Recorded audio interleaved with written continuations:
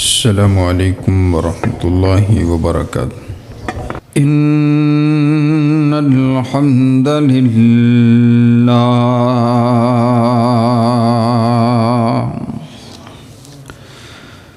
نحمده ونستعینه ونستغفره ونعوذ باللہ من شرور انفسنا ومن سیئات اعمالنا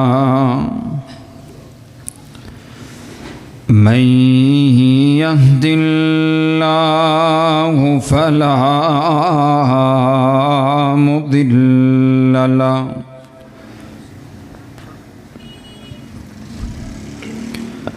ومن يضلله فلا هادي له ونشهد أن لا إله إلا الله وحده لا شريك له ونشهد أن محمدًا عبده ورسوله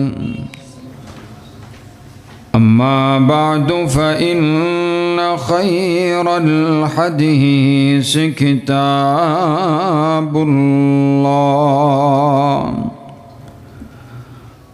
وخير الهدي هدي محمد صلى الله عليه وسلم وشر الأمور محدثاتها وكل محدثة بدعة وكل بدعة ضلالة وكل ضلالة في النار.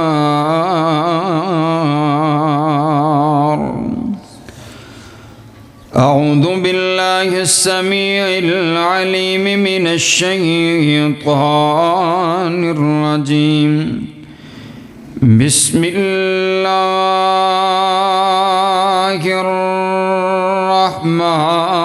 الرحمن الرحيم.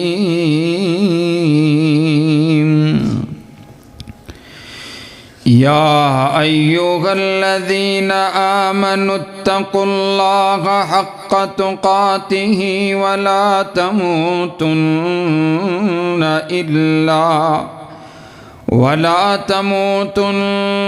إلا وأنتم مسلمون.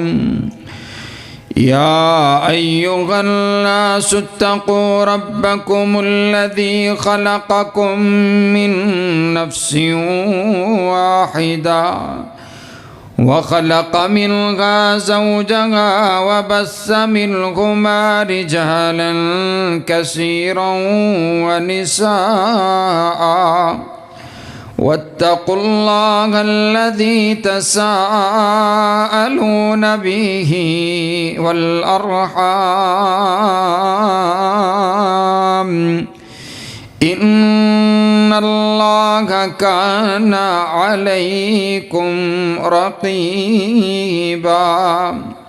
يا أيها الذين آمنوا اتقوا الله وقولوا قولا سديدا يصلح لكم أعمالكم ويغفر لكم ذنوبكم ومن يطع الله ورسوله فقد فاز فوزا عظيما.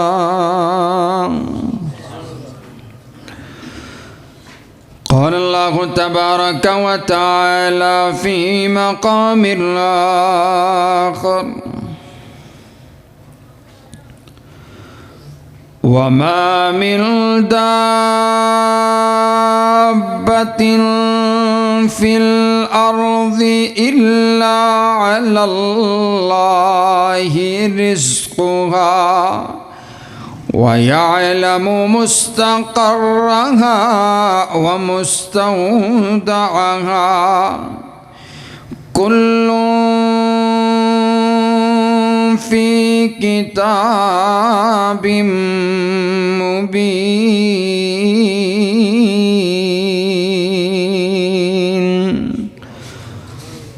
اللهم صل على محمد وعلى آل محمد كما صليت على إبراهيم وعلى آل إبراهيم إنك حميد مجيد. اللهم بارك على محمد وعلى آل محمد كما باركت على إبراهيم وعلى آل إبراهيم إنك حميد مجيد.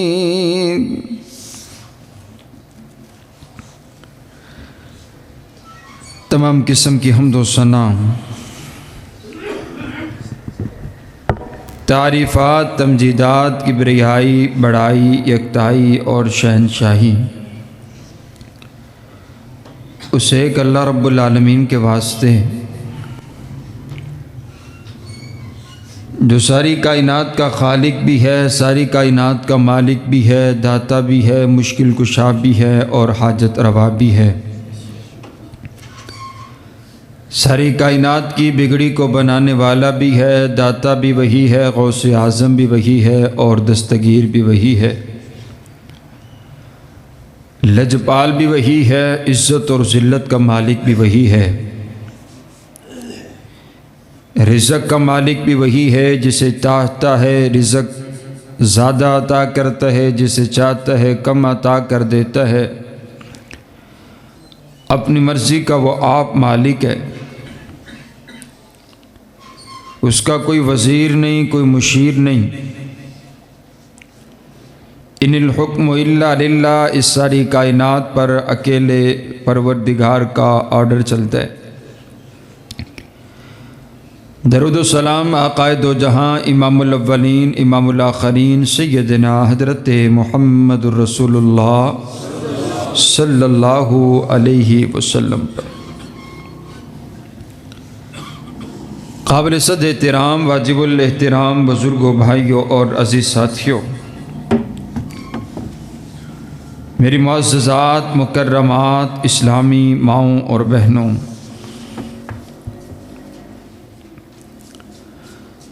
آج کے خطبے کا عنوان جس طرح کہ پہلے آپ کے گوش گزار پچھلے خطبہ میں کر دیا گیا تھا، اس کا دوسرا حصہ آج آپ کے گوش گزار کرنا ہے. ہر انسان کا مسئلہ، ہر گھر کا مسئلہ، جس کی وجہ سے ہمارے معاشرے میں لڑائیاں اور جھگڑے، چوریاں اور ڈاکے اور طرح طرح کے گناہ پائے جاتے ہیں. ہر انسان مال کے پیچھے دوڑ لگا رہا ہے کہ کس طرح میرے پاس مال زیادہ آ جائے، مال کی کثرت ہو جائے. ہم نے تمام کے تمام وہ ذرائع اختیار کر لیے جو ہماری سمجھ کے مطابق تھے، لیکن کچھ ذرائع ایسے ہیں جو نبی علیہ السلام نے ہمیں بتائے ہیں کہ اگر وہ اختیار کر لیے جائیں تو آپ کا مال زیادہ ہو جائے گا، دولت زیادہ ہو جائے گی. تو آج کے خطبہ جمعہ میں میرا دل چاہتا ہے میں آپ کو 20 ایسے قانون اور اصول جو نبی علیہ السلام نے بتائے ہیں وہ آپ کے گوش گزار کروں. 20 ایسے قانون کہ جن کو آپ اپنا کر امیر ہو سکتے ہیں، دولت مند ہو سکتے ہیں، آپ کے مال میں اضافہ ہو سکتا ہے، آپ کے رزق میں برکت ہو سکتی. سب سے پہلا یہ عقیدہ بنائیے کہ رزق کا مالک کائنات کا پروردگار ہے۔ قرآن پاک میں اللہ نے اعلان فرمایا کہ وَمَا مِن دَابَّةٍ فِي الْأَرْضِ إِلَّا عَلَى اللَّهِ رِزْقُهَا، زمین میں رہنے والے چوپائے، زمین میں رہنے والے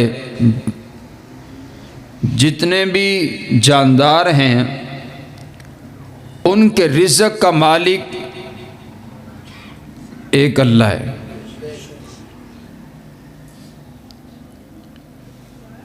اب یہاں پر یہ بھی بات آپ سمجھیے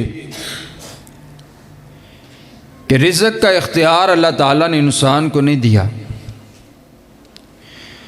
کیونکہ انسان بڑا بخیل ہے، بڑا حریص ہے۔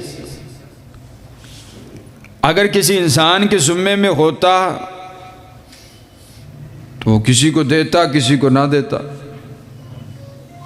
یہ بھی ممکن ہے کہ کسی کو بھی نہ دیتا، کیونکہ انسان ایک حریص مخلوق ہے، اس کا پیٹ نہیں بھرتا۔ آپ علیہ السلام نے فرمایا کہ ابن آدم کا یہ جو پیٹ ہے یہ قبر کی مٹی بھر سکتی ہے، اس کے علاوہ اس کو جتنا مرضی مال مل جائے اس کا پیٹ نہیں بھرتا۔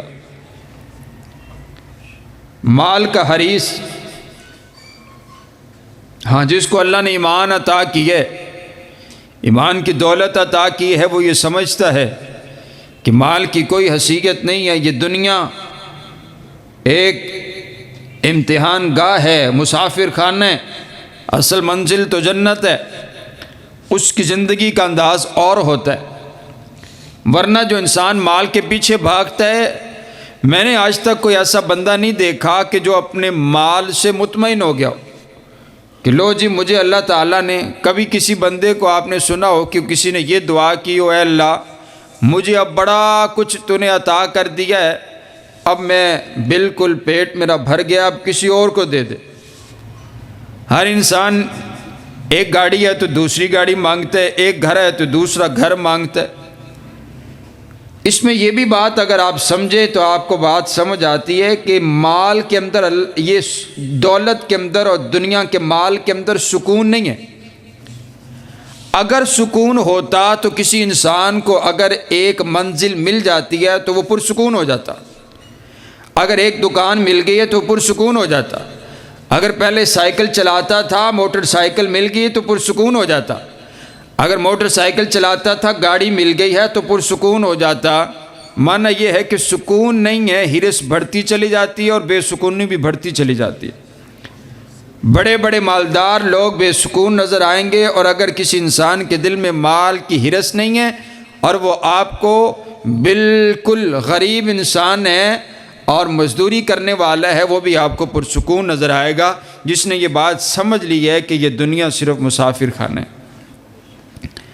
تو سب سے پہلی بات میں نے آپ کو یہ بتائی ہے کہ عقیدہ انسان کا ہونا چاہیے کہ رزق کا مالک کون ہے؟ بھائی اونچی بولے، رزق کا مالک کون ہے؟ اللہ تعالیٰ کے ساتھ تعلق ہونا چاہیے، رابطہ ہونا چاہیے کہ رزق عطا اس نے کرنا ہے۔ حضرت سیدنا فاروق اعظم رضی اللہ تعالیٰ عنہ، نبی علیہ السلام کی حدیث نے فرمایا کہ اگر تم اللہ پر ایسا توکل کرو نا جیسے پرندے توکل کرتے ہیں، صبح جب وہ اپنے گھونسلوں سے نکلتے ہیں تو ان کے خالی پیٹ ہوتے ہیں، اور جب واپس رات کو لوٹتے ہیں اپنے پیٹ بھرے ہوئے ہوتے ہیں اور ساتھ زادرہ لے کر کے آتے ہیں۔ حضرات گرامی قدر، دوسری بات، نبی علیہ السلام کی حدیث ہے، آپ نے ارشاد فرمایا کہ جب بچہ ماں کے پیٹ میں ہوتا ہے نا، اور 4 ماہ کا بچہ ہوتا ہے،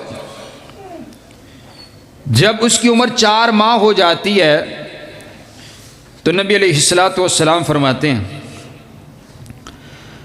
آپ علیہ السلام نے ارشاد فرمایا، آپ فرماتے ہیں جب بچہ ماں کے پیٹ کے اندر ہوتا ہے، اس کی عمر 4 ماہ کی ہوتی ہے، تو حکم ہوتا ہے بِقَطْبِ رِزْقِهِ وَعَمَلِهِ وَأَجَلِهِ وَشَقِيٌّ أَوْ سَعِيدٌ، آپ فرماتے ہیں اس کے لیے 4 چیزیں لکھ دی جاتی ہیں، اس کے لیے 4 چیزیں اسی وقت لکھ دی جاتی ہے، اس کی تقدیر لکھ دی جاتی ہے۔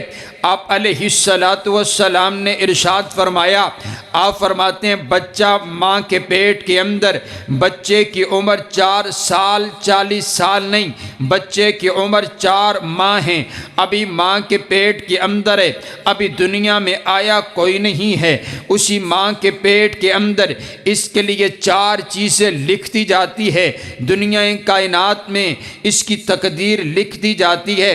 آپ فرماتے ہیں پہلی چیز وَعَمَلِهِ، اس کا عمل لکھ دیا جاتا ہے، اس نے دنیا میں آ کر کے کیا کیا کرنا ہے، کیسے کیسے کرنا ہے، اس کا وہ عمل لکھ دیا جاتا ہے۔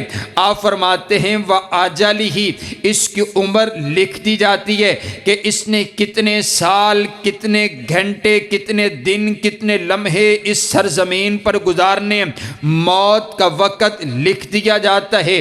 بچہ 4 ماہ کا ہے لیکن اس کی تقدیر لکھ دی گئی، اس کے لیے اس کی موت کا حکم، موت کا فیصلہ، موت کا وقت لکھ دیا گیا۔ اور تیسری چیز آپ فرماتے ہیں وَشَقِيٌّ أَوْ سَعِيدٌ، یہ بھی بات لکھ دی جاتی ہے کہ یہ بندہ نیک ہوگا یا بدبخت ہوگا، یہ بندہ جنتی ہوگا یا جہنمی ہوگا۔ حضرات گرامی قدر، نبی علیہ السلام نے وضاحت فرمائی، اب یہ جو تقدیر ہے نا، تقدیر یہ غالب آتی ہے۔ اب کیسے غالب آتی ہے؟ آپ فرماتے ہیں ایک انسان ساری زندگی نیکیاں کرتا رہتا ہے، نیکیاں کرتا رہتا ہے، لیکن آخری لمحات میں وہ انسان گناہوں کی طرف چل پڑتا ہے، وہ انسان، اس کی زبان سے کفریہ کلمات نکل آتے ہیں اور وہ ایسے کلمات ادا کر لیتا ہے، ایسا عمل کر لیتا ہے کہ اس عمل کی وجہ سے وہ جو بندہ ساری زندگی نیک اعمال کرتا رہا، اس کے اعمال ضائع ہو جاتے ہیں اور وہ بندہ جہنمی قرار پا جاتا ہے۔ اور آپ علیہ السلام نے یہ بھی فرمایا، آپ فرماتے ہیں ایک بندہ گناہگار، خطاکار، سیاکار، زندگی پچھلی میں گناہ اس نے کیے لیکن آخری وقت میں اس نے توبہ کر لی ہے، اللہ سے معافی مانگ لی ہے۔ اب آپ مجھے یہ بتائیے نا، جس بندے نے توبہ کر لی، اللہ نے اسے توفیق دے دی، اس کے سارے گناہ معاف بھی ہو گئے، صرف معاف نہیں ہوئے بلکہ سارے گناہوں کو اللہ نے نیکیوں میں تبدیل کر دیا۔ اب یہ جو بندہ گناہگار، اس کے لیے جنت کا اعلان ہو گیا، تو معنی یہ ہے آپ کسی انسان کو دیکھ کر کے کومنٹ پاس نہ کریں، آپ کسی کو برا بھلا نہ کہیں، آپ کسی گناہگار انسان کا مذاق نہ اڑائے، اس کے گناہ کو سر عام نہ کیجیے۔ کیا معلوم ہے آپ نے اس کا گناہ دیکھا، گناہ کرنے کے بعد وہ شخص تو توبہ کر لے، لیکن آپ نے جو اس کی عزت کو اچھالا ہے، اس کا گناہ آپ کے سر پر آ جائے اور آگے والا انسان توبہ کر کے جنت کا حقدار ہو جائے، تو مانا یہ فیصلے اللہ کے، بولو فیصلے اللہ کے۔ کائنات کے پروردگار بہتر جانتا ہے کہ کون سا انسان اس کے کتنا قریب ہے، رات اس کی کس طرح گزرتی ہے۔ کیا معلوم دن کو گناہ ہوا، رات کو اس نے اپنے رب کو منا لیا ہو، جب رب کو منا لیا تو پھر معاملہ اس کا اپنے پروردگار کے ساتھ ہے۔ آپ نے فرمایا چوتھی چیز کون سی ہے؟ آپ فرماتے ہیں وَرِزْقِهِ، اس کا رزق لکھ دیا جاتا ہے۔ ماں کے پیٹ کے اندر ابھی 4 ماہ کا بچہ ہوتا ہے، اس کا رزق لکھ دیا جاتا ہے کہ اس نے اس دنیا میں رہ کر کے کتنا رزق کمانا اور کھانا ہے۔ آپ نے دیکھا نہیں، علماء فرماتے ہیں جیسے یہ عمر، جیسے یہ گھڑی ہے، گھڑی کی 2 سوئیاں، ایک سوئی آگے آگے چلتی ہے، ایک پیچھے پیچھے چلتی ہے۔ آپ فرماتے ہیں پہلی سوئی رزق کی ہے، جب تک جو رزق لکھ دیا گیا ہے، جب تک وہ رزق کا آخری دانہ بھی انسان کھا نہیں لیتا، تب تک اس انسان کو موت ہی نہیں آتی ہے۔ عقیدے کی بات ہے کہ بھی یہ بات سمجھ لی جائے کہ بھی میں نے غلط طریقے سے مال نہیں کمانا، کیونکہ میں تے عجب 4 ماہ دا سا میرا رزق تے لکھ دیتا گیا۔ آپ نگاہیں میری طرف، نیچے آپ نے نہیں دیکھنا ہے اور آپ نے سونا بھی نہیں، نگاہ آپ کی میری طرف ہونی۔ نبی علیہ السلام کی حدیث جب پڑھی جائے نا تو بڑا با ادب ہو کر کے غور کے ساتھ آپ نے اس حدیث کو سماعت کرنے، کیونکہ پھر بات کسی عام انسان کی نہیں ہو رہی، آمینہ کے لال کی ہو رہی ہے، ٹھیک ہے نا جی؟ تو پھر بات اسی طرح با ادب ہو کر کے سنی جائے۔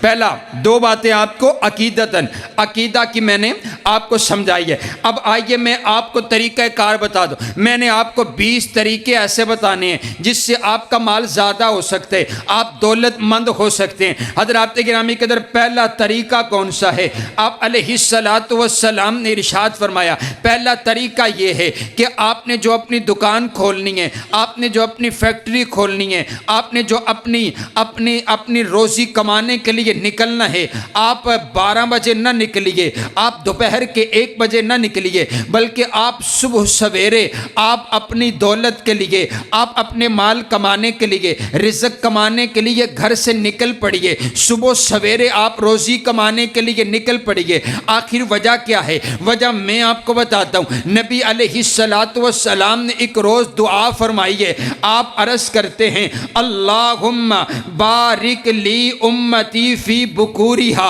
اے اللہ میری امت کی صبح میں برکت فرما دے، میری امت کی صبح میں برکت فرما دے، میری امت کی صبح میں برکت رکھ دے، میری امت صبح کے وقت جو کام کرے اس کام میں برکت رکھ دے۔ آپ دیکھیے، رب کعبہ کی قسم ہے، آپ اپنے معاشرے کی حالت دیکھیے، ہر انسان اس بارے میں پریشان ہے، اور جی میری دکان چل دی کوئی نہیں، میرا مال مینو منافع نہیں ہوندا، میری دکان کاٹے وچ، میرے معاملات درست نہیں ہیں، بندہ مارا گیا، اور اس انداز کے ساتھ وہ ہر کسی کے سامنے شکوہ اور شکایات کرتا ہے۔ لیکن نبی علیہ السلام کی حدیث اس کو سنائی کسی نے نہیں، اس کو بتلائی کسی نے نہیں۔ آپ نے فرمایا صبح میں برکت رکھ دی گئی ہے، لیکن ہم دکان کھولتے ہیں 11 بجے، ہم دکان کھولتے ہیں 12 بجے۔ ہمارے معاشرے اور بازار کی کیفیت یہ ہو چکی ہے کہ 12 بجے آ کر کے دکان، 10 بجے آ کر کے دکان کھولی جا رہی ہے، اور رات دیر تک یہ بیٹھا ہوا پھر مغز ماری کر رہے، اور پھر ایک ایک پیسے کو جوڑتا چلا جا رہے۔ برکت والا جو وقت تھا وہ اس نے گزار دیا، اس نے سوئے ہوئے گزار دیا، اب وہ سونے میں برکت پڑ گئی۔ آپ نے فرمایا صبح میں اللہ نے برکت رکھ دی ہے، بندہ جو بھی صبح کام کرے گا صبح کے وقت میں اللہ اس میں برکت رکھ دے گا، اللہ اس میں برکت ڈال دے گا۔ اب برکت کا معنی کیا ہے؟ برکت کا مطلب یہ نہیں ہے کہ آپ کہیں کہ میں جب دوپہر کے وقت دکان آ کر کے کھولتا ہوں تو بہت زیادہ کسٹمر آتے، صبح کے وقت تو گاہک ہی کوئی نہیں ہوتا، کسٹمر ہی کوئی نہیں ہوتا، تو آپ یہ کیسے کہہ سکتے ہیں کہ میں صبح سویرے دکان کھول کے بیٹھ جاؤں؟ تو اس کا معنی یہ نہیں ہے کہ آپ کی دکان پر ہزاروں اور بیسوں کسٹمر آ کر کے اور آپ کو ہزاروں روپے آ کر کے وہ آپ کو دے کر کے جائیں گے۔ معنی یہ ہے گاہک ایک ہی پلا کیوں نہ آوے، حدیث مصطفیٰ تے عمل کر کے بہ ہی جاؤ نا، 100 روپیے کوئی آ کے وٹا جائے گا، اللہ اسے 100 دے وچ ہی برکت رکھ دے گا۔ بات تو برکت کی ہو رہی، بات سمجھے نا، بات برکت کی ہو رہی ہے۔ آئیے پہلا طریقہ کیا ہے کہ دکانہ کھولنی ہے کتنے بجے بھی؟ صبح سویرے ہیں، صبح سویرے اپنی دکان اپنی روزی کے لیے آپ نے نکل پڑنا، اپنی ذہن کی نہیں سوچنی، اپنی دماغ کی نہیں سوچنی، نبی علیہ السلام کی حدیث پر توکل کر کے آپ نے نکل پڑنے۔ حضرت سخر رضی اللہ تعالیٰ جنہوں نے یہ حدیث روایت کی ہے، آپ فرماتے ہیں جب میں نے نبی علیہ السلام کی یہ حدیث سنی، پھر میں نے اپنی تجارت کا اپنا کام میں نے صبح سویرے شروع کر دیا، اور میں نے اپنا سارا کپڑا سارا تجارت کا سامان میں نے اپنے اونٹوں پر رکھا اور صبح سویرے میں نکل پڑا۔ آپ فرماتے ہیں اس حدیث پر عمل کرنے کی وجہ سے اللہ نے میری تجارت کو بھی بڑھا دیا، اس کے منافع کو بھی بڑھا دیا۔ سبحان، تجارت بھی بڑھ گئی، مطلب ہے ایک دکان تو 2 دکانیں ہو گئیاں تو منافع بھی زیادہ ہونے لگ پیا۔ سبحان اللہ۔ نبی علیہ السلام کی صحابہ تھے نا، جب حضور سے بات سن لیتے تو پھر اس پر عمل کیا کرتے تھے۔ حضرات گرامی قدر، دوسرا راستہ، دوسرا طریقہ مال بڑھانے کا آپ علیہ السلام نے یہ دیکھیں نا، دوسرا طریقہ کون سا ہے؟ آپ فرماتے ہیں نماز کو قائم کرنے کی وجہ سے اللہ رزق کو بڑھا دیتا ہے۔ رب کا قرآن ہے، اللہ نے اعلان فرمایا وَأْمُرْ أَهْلَكَ بِالصَّلَاةِ وَاصْطَبِرْ عَلَيْهَا لَا نَسْأَلُكَ کا رزقا نحن نرزقک والعاقبۃ للتقوی۔ آپ کائنات کا پروردگار نبی علیہ السلام کو حکم فرما رہا ہے، اے میرا سونا نبی، آپ اپنے گھر والوں کو نماز کا حکم دیجئے، نماز پڑھنے کی تاکید کیجئے، آپ خود بھی نماز پڑھیے۔ سبحان اللہ اللہ سبحان اللہ۔ میرے پاک پیغمبر علیہ السلام نے تو ارشاد فرمایا، آپ فرماتے ہیں جعلت قرۃ عینی فی الصلاۃ، میری آنکھوں کی ٹھنڈک نماز میں ہے۔ نبی علیہ السلام نے تو نماز کا طریقہ ہمیں بتایا، لیکن اللہ حضور کو حکم فرما رہے ہیں آپ خود بھی نماز کا اہتمام کیجئے۔ معنی یہ ہے کہ حضور کو بتلایا جا رہا ہے اور امت کو سکھلایا جا رہا ہے۔ حکم امت کے لیے ہے کہ اپنی امت کو بتلائیے کہ نماز کو بر وقت ادا کیجئے۔ اللہ نے دوسری بات کا اعلان فرمایا، اللہ کہتے ہیں آپ نماز گھر والوں کو حکم دیجئے، آپ خود بھی نماز کا اہتمام کیجئے۔ لا نسألک رزقا، ہم نے تو آپ سے رزق کے حوالہ سے سوال ہی کوئی نہیں کیا کہ آپ رزق کمائیے اور رزق کے لیے دوڑ لگائیے، رزق کا ہم سوال کرتے ہی کوئی نہیں ہے۔ نحن نرزقک، آپ رزق کی مال کی فکر چھوڑیے، نحن نرزقک، رزق تو ہمارے ذمے ہے، رزق تو ہم نے ادا کرنا ہے۔ اپنی امت کو بتلائیے کہ رزق کے پیچھے نہ دوڑیں، آ کر کے نماز کو ادا کیجئے، اپنی دکان بند کر کے آئیے، اپنے گاہک چھوڑ کر کے آئیے، اپنے کسٹمر چھوڑ کر کے آئیے، اپنا رش چھوڑ کر کے آئیے، آ کر کے نماز کو ادا کیجئے۔ اللہ کہتے رب کا قرآن ہے یارو، اللہ نے خود اعلان فرمائے اور رزق میرے ذمے، رزق میں تمہیں عطا کروں گا، آ کر کے نماز کو ادا کیجئے۔ معنی یہ ہوا جو بندہ 5 وقت کی نماز کو ادا کرتا ہے، اللہ نماز کی برکت سے اس کے رزق کو بڑھا دیتا ہے۔ صبح کہیں ذرا محبت سے، جو بندہ نمازی ہے نماز پڑھتے۔ اب دوسرا طریقہ کیا ہے؟ وہ بندہ کہتا ہے جی نہیں جی استاد جی مولانا صاحب فاروقی صاحب میں تانوں کی دساں میرے کول ویل ہی کوئی نہیں، میرے کول ٹائم ہی کوئی نہیں، میں نماز پڑھن کی میں جا سکنا، میرے کول ویکھو نا تسی دیکھو نا کنا رش لگا ہوا ہے۔ سبحان اللہ۔ دوسرا بندہ کہتا ہے نہیں جی بلاوا آگے، پہلے حاضر ہوتی ہوں گا پھر واپس آواں گا، انی دیر سودا نہیں دینا ہے۔ سبحان اللہ۔ آپ سعودیہ میں چلے جائے تو کیسا خوبصورت قانون ہے، اذان ہوتی ہے تو بازار بند ہو جاتے ہیں۔ حضرات گرامی قدر آئیے، میں نے آپ کو 2 راستے بتلا دی۔ کتنے راستے بھائی یاد رکھیں گے انشاءاللہ؟ کتنے بھائی؟ 2۔ میں نے آپ کو 20 راستے بتانے ہیں مال بڑھانے کے، یاد رکھیں گے انشاءاللہ؟ گنتی آپ نے یاد رکھنی ہے۔ نبی علیہ السلام تیسرا راستہ مال کو بڑھانے کا، مال بڑھانے کا، دولت کمانے کا، اور تیسرا راستہ آپ فرماتے ہیں زکوٰۃ۔ جو بندہ زکوٰۃ ادا کرتے اس کے مال کے اندر اضافہ ہو جاتا ہے۔ رب کا قرآن ہے وَمَا آتَيْتُم مِّن زَكَاةٍ تُرِيدُونَ وَجْهَهَا وَأُولَٰئِكَ هُمُ الْمُضْعِفُونَ۔ آپ علیہ السلام کے قلب اطہر پر اترنے والا قرآن ہے۔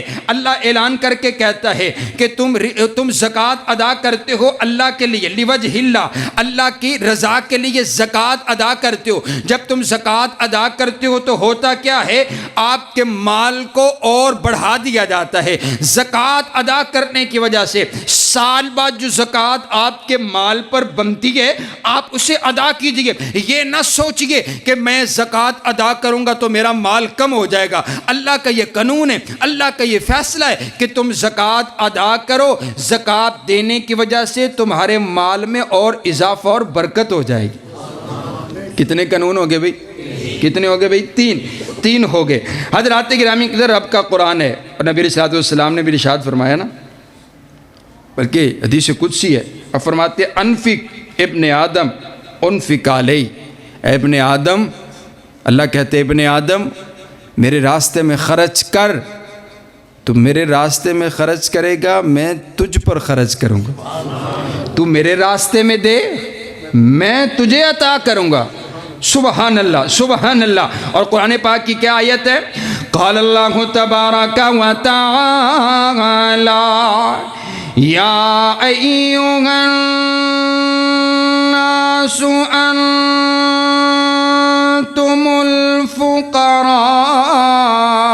الی اللہ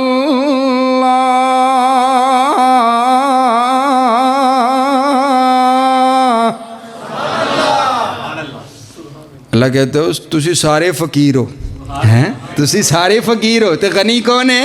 اللہ۔ بولو غنی کون ہے؟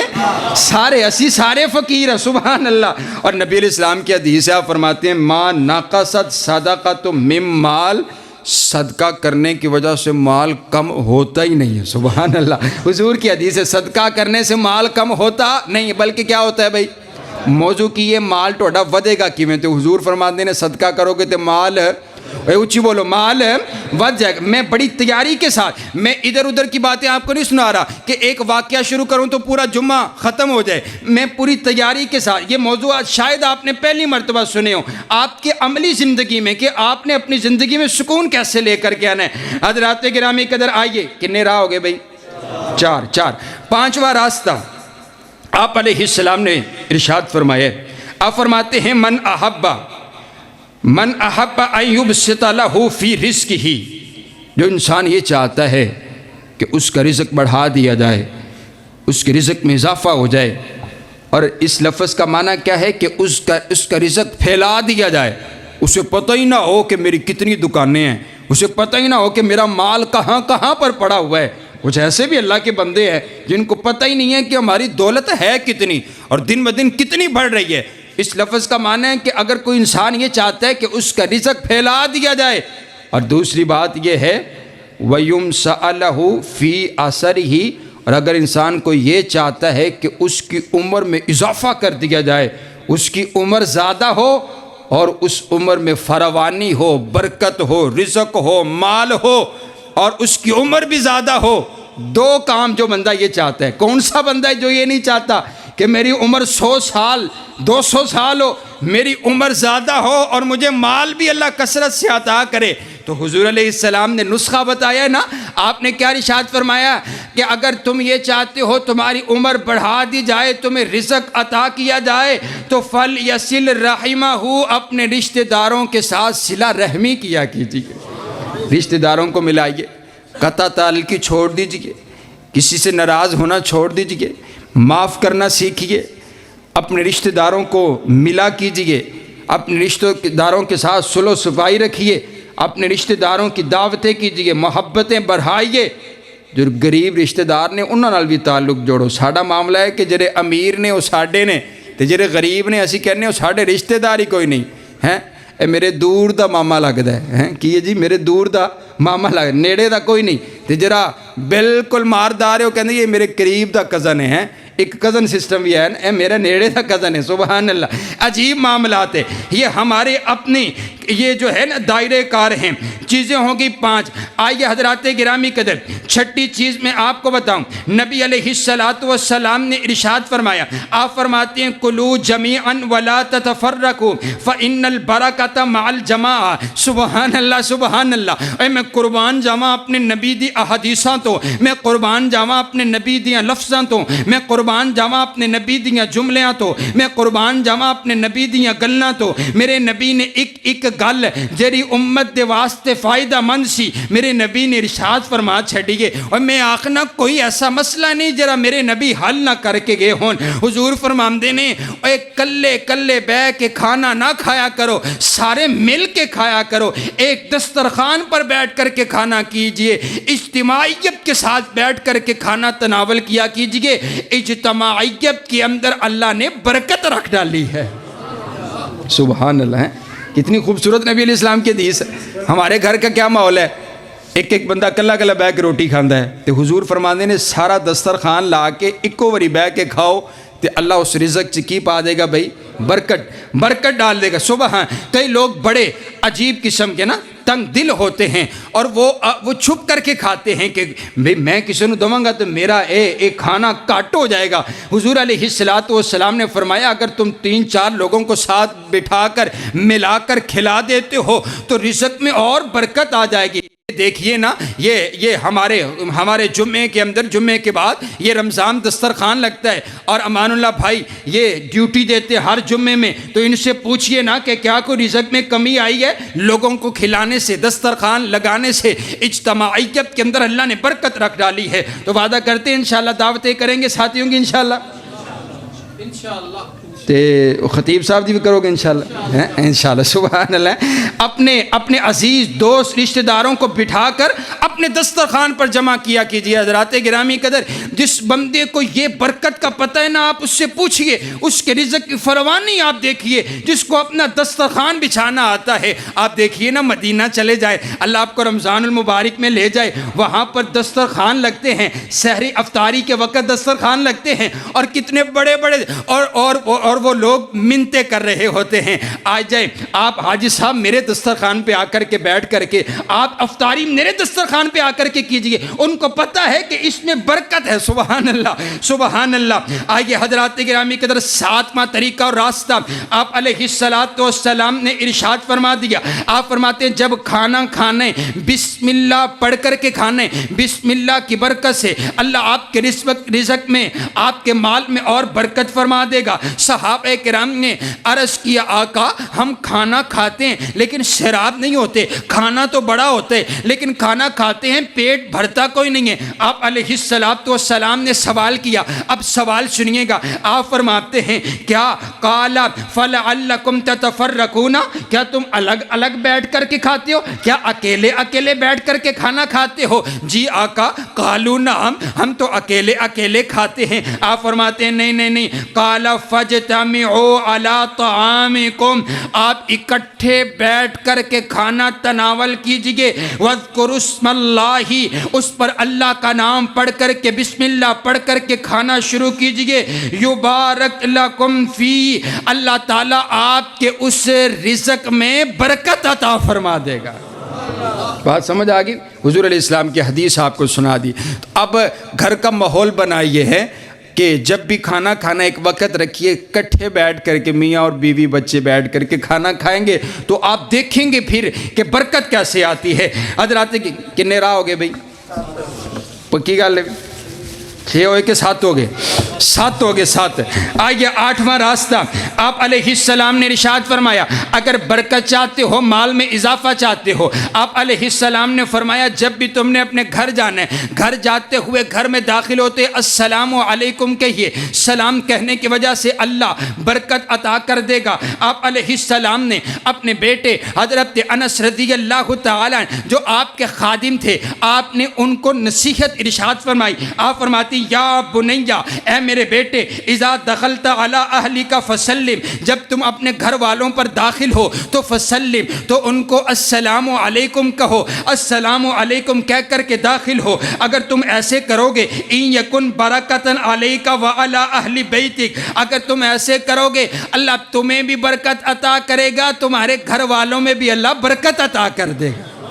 اے حضور کی حدیث ہے، سبحان اللہ۔ میں قربان جاؤں اپنے نبی کی ایک ایک حدیث پر، میں ایک ایک حدیث پر بات کروں تو گھنٹہ ایک ایک حدیث کی تشریح کے لیے چاہیے، لیکن میں چاہتا ہوں میں آپ کو زیادہ آپ کو اعمال بتا سکوں۔ آئیے حضرات گرامی قدر، 9واں راستہ، 9واں طریقہ مال کو بڑھانے کا۔ آپ فرماتے ہیں جو اللہ کی اطاعت کے اندر زندگی گزارتا ہے، اللہ کی فرما برداری میں زندگی گزارتا ہے، اللہ کے کہنے پر زندگی گزارتا ہے، اللہ کے احکامات پر عمل کر کے زندگی گزارتا ہے، اللہ اس کے مال کو اضافہ کر دیتا ہے، اللہ اس کے ذہن سے مال کے تصورات نکال دیتا ہے اور مال کی پریشانی نکال دیتا ہے۔ حضرات گرامی قدر، حضرت سیدنا ابو ہریرہ رضی اللہ تعالیٰ ارشاد فرماتے ہیں، آپ فرماتے ہیں نبی علیہ السلام نے ارشاد فرمایا، آپ فرماتے ہیں ایک بندہ ویرانے کے اندر جا رہا تھا، اس کو بادل سے آواز آئی، اس کے حدیقت فلاں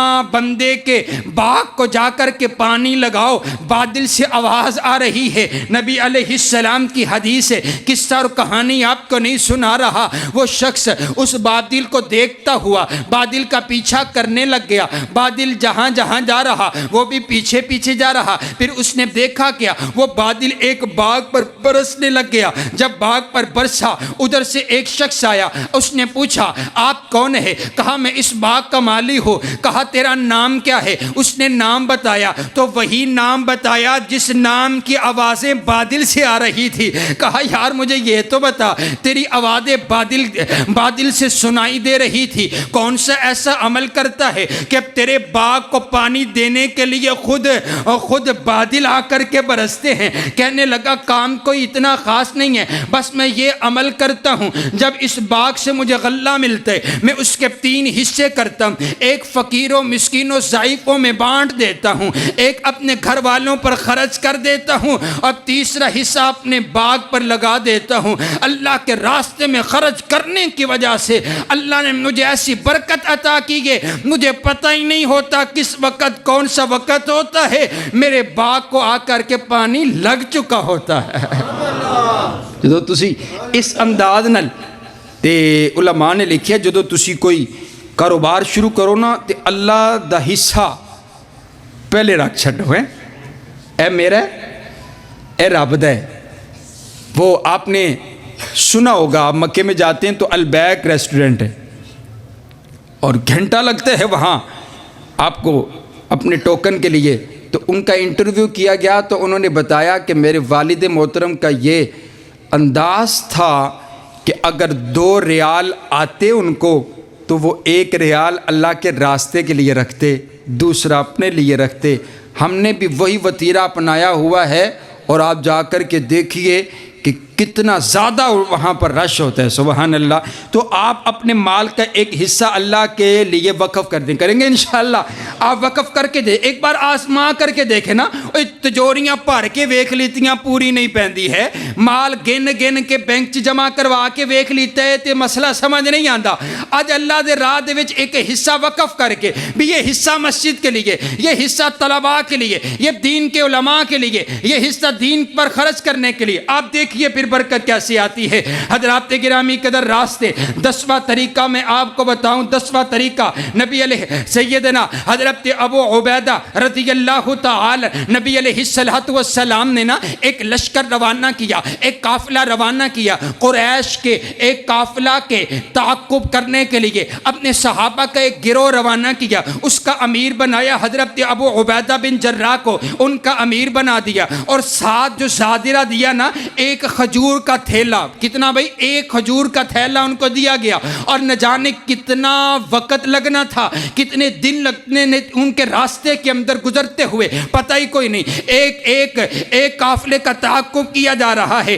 آپ حضرت ابو عبیدہ فرماتے ہیں کسی نے پوچھا کیسے گزارا ہوتا تھا؟ کہتا ہے ایک بندے کو 1 کھجور دی جاتی تھی، دن رات میں 1 کھجور، اور وہ کھجور ہم چوس کر کے پانی پی کر کے، جیسے بچہ چوستا ہے ویسے ہم کھجور چوس کر کے پانی پی کر کے گزارا کیا کرتے تھے، پانی پی کر کے گزارا کیا کرتے تھے۔ ہم درختوں سے پتے اتار کر کے ان کو پانی میں ڈبو کر کے پتے کھا کر کے گزارا کیا کرتے تھے۔ پھر ایک روز ایسا ہوا ہم اللہ کے حکم پر چلے ہوئے تھے، راستے کے اندر ساحل سمندر پر جا رہے تھے، ایک بہت بڑا پہاڑ جیسا ہمیں ایک چیز نظر آئی۔ جب ہم اس کے قریب پہنچے تو وہ ایک جانور تھا، ایک مچھلی تھی جس کا نام عنبر تھا، وہ عنبر مچھلی ہمیں نظر آئی۔ ہم نے کیا کیا؟ ہم نے اپنے رب کا شکر ادا کیا، اس مچھلی کو ہم نے کھانا شروع کر دیا۔ اب وہ مچھلی کتنی بڑی تھی، آپ فرماتے ہیں صحابہ نے بیان کیا کہ اس مچھلی کی جو آنکھ تھی نا، اس آنکھ کے اندر ہم بڑے بڑے برتن ڈال کر کے تیل نکالا کرتے تھے، اور ہم جو اس کے ٹکڑے کاٹتے تھے وہ ایک بیل جتنا اس کا ایک ٹکڑا ہم کاٹ کر کے لے کر کے آیا کرتے تھے، اور اس کی جو پسلیاں ہیں وہ پسلیاں ہم اونٹوں پر رسی باندھ کر کے ان پسلیوں کو نکالا کرتے تھے۔ اتنا بڑا جانور کتنا بڑا جانور ہے؟ آپ فرماتے ہیں 1300 صحابہ نے پورا مہینہ اس جانور کو کھایا، لیکن اس جانور میں کمی نہ آئی۔ ہم واپس اس جانور کے کچھ گوشت کا حصہ مدینہ میں بھی لے کر کے آئے۔ سبحان اللہ۔ آ کر کے حضور کو بتلایا آقا ہم تو ایک کھجور پر گزارا کر رہے تھے، تو پھر ایسے ہوا کہا وہ جو جانور ہے وہ آپ کے لیے اللہ نے بھیجا تھا. سبحان اللہ. آپ فرماتے ہیں جو گوشت کھا کے آئے ہو کچھ لے کے بھی آئے ہو, کہا جی لے کر آئے, کہا مجھے بھی پیش کیا جائے. آپ نے بھی اس گوشت کو تناول فرما. اللہ کے لیے جب اطاعت میں آپ زندگی گزارتے ہیں پھر مال کی کمی کوئی نہیں ہوتی. حضرات گرامی قدر آئیے 10واں راستہ آپ علیہ السلام نے ارشاد فرما دیا. اب آئیے سنیے گا. آپ علیہ السلام نے ارشاد فرمایا, آپ فرماتے ہیں من جاہد فی سبیل اللہ کان ضامنا علی اللہ ومن عاد مریضا کان ضامنا علی اللہ ومن غدا الی المسجد کان ضامنا علی اللہ ومن دخل علی امام یعذرہ. سبحان اللہ. آپ علیہ السلام فرماتے ہیں جو بندہ امام کو ملنے کے لیے آتا ہے, توجہ رکھیے, جو بندہ امام کو ملنے کے لیے آتا ہے یعذرہ, اس کی توقیر کرتا ہے, یعذرہ, اس کی اعانت کرتا ہے, یعذرہ, اس کی نصرت کرتا ہے, اس کی مدد کرتا ہے, آ کر کے امام صاحب سے ملتا ہے, امام صاحب کے ادب و احترام کرتا ہے, توقیر کرتا ہے اور ان کی اعانت کرتا ہے, ان کے لیے کھانا بنا کر لے کر کے آتا ہے, ان کے رزق میں اپنی خدمت پیش کرتا ہے, ان کے لیے پیسے لے کر کے آتا ہے, ان کے لیے آ کر کے ان کے رزق میں آ کر کے اضافہ کرتا ہے اور اپنا مال جو کما کر کے لے کر آتا ہے. کہتے ہیں امام صاحب کسی کو بتاتا کوئی نہیں, مٹھی میں ڈال کر کے یوں امام صاحب کو پکڑا دیا, امام صاحب ذرا یہ آپ رکھیے میرے لیے دعا کیجئے گا, اللہ میرے رزق میں برکت کرے. آپ فرماتے ہیں نبی علیہ السلام کی صحیح حدیث ابن حبان کی روایت ہے, آپ فرماتے ہیں جو امام کی اعانت کرتا ہے, امام کی مدد کرتا ہے, امام کی توقیر کرتا ہے, امام کا ادب کرتا ہے, کان ضامنا علی اللہ, اللہ اس کا ضامن ہو جاتا ہے, اس کا رزق اللہ کے ذمے ہو جاتا ہے. سبحان اللہ. کان ضامنا علی اللہ. برو بس پھر اسے فکر کرنے کی ضرورت کوئی نہیں ہے. یہ طریقہ اپنایا کیجیے, جو قرآن پڑھاتے ہیں, جو حدیث پڑھاتے ہیں, ان کے آ کر کے آنت کیا کیجیے, دیکھا کیجیے کہ بھی میں لاکھ روپیہ کمانا, میرا امام 20,000 لیندہ ہے, تو چلو میں 10,000 مہینے دا, چلو میں انہوں دی مدد کر چھڑا. کہیں بھی آپ دیکھیں یہ نبی علیہ السلام کی حدیث پر عمل کریں. آپ فرماتے ہیں من جاہد فی سبیل اللہ, جو اللہ کے راستے میں جہاد کرتے وہ بھی کان ضامنا علی اللہ, اللہ اس کا ضامن ہو جاتا ہے. اور جو کسی کی مریض کی اعادت کرنے کے لیے جاتا ہے اس کے لیے بھی اللہ ضامن ہو جاتا ہے. اور جو صبح و شام مسجد کی طرف آتا ہے نماز کے لیے, اس کے لیے بھی اللہ ضامن ہو جاتا ہے. حضرات گرامی قدر 11واں راستہ طریقہ مال کو بڑھانے کا, آپ فرماتے ہیں دین کے طلباء پر, دین کے علماء پر خرچ کیا جائے, دین کے علماء پر خرچ کیا جائے. اس کے اوپر خرچ کرنے کی وجہ سے مال میں اضافہ ہوتا ہے, مال میں کمی نہیں ہوتی. آپ کہیں گے فاروقی صاحب یہ کیسی بات ہے, دلیل دیتا ہوں. حضرت انس رضی اللہ تعالی عنہ روایت کرتے ہیں, آپ فرماتے ہیں نبی علیہ السلام کے 2 صحابہ, 2 بھائی ہیں, ایک تاجر ہے دکان پر بیٹھنے والا, کاروبار کرنے والا, دوسرا جو بھائی ہے وہ نبی علیہ السلام کے پاس آ کر کے بیٹھ کر کے احادیث پڑھنے والا,